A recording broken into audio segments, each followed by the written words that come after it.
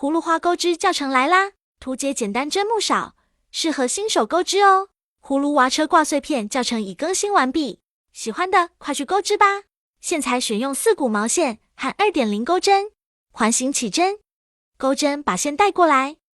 锁1针。第一圈我们钩6个短针，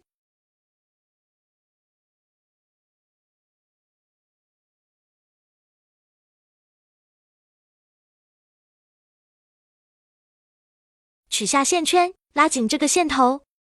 找到第一个短针的位置，穿进去，把线带过来，然后引拔，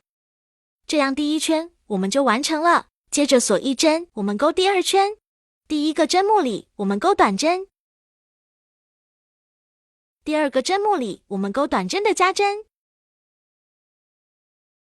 这样一个短针一个加针是1组，我们一共钩3组。第3圈锁1针，先钩1组短针，接着第2个针目钩短针的加针，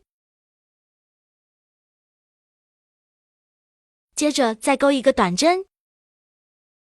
这样这3针1组，我们钩3组。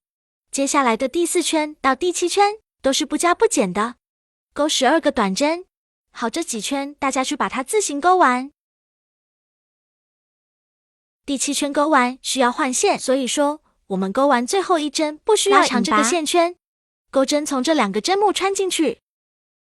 把要换的白色的线，然后我们给它绕线带过来。带过来之后呢，与第1针正常引拔。引拔的时候，把这2条线我们给它藏一下，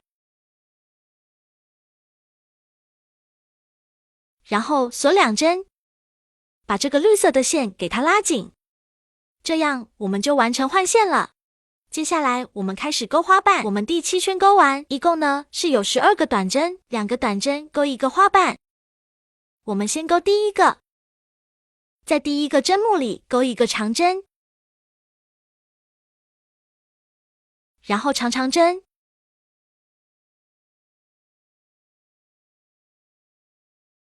接着2个锁针，再回到这里挑2针线引拔，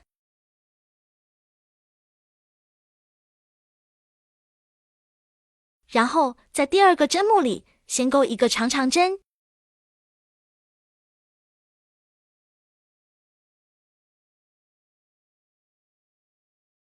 接着钩1个长针，2个锁针，同一个针目引拔，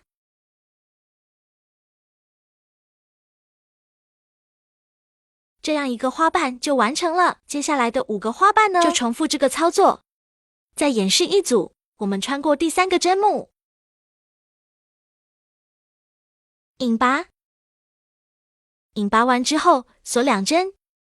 在第3个针目里先钩1个长针，长长针，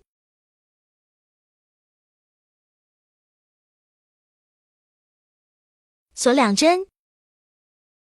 挑这2地方引拔，在第4个针目里入针，先钩1个长针啊，先钩1个长长针，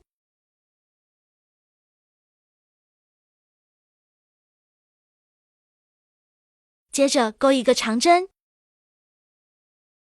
锁2针，同针目里引拔，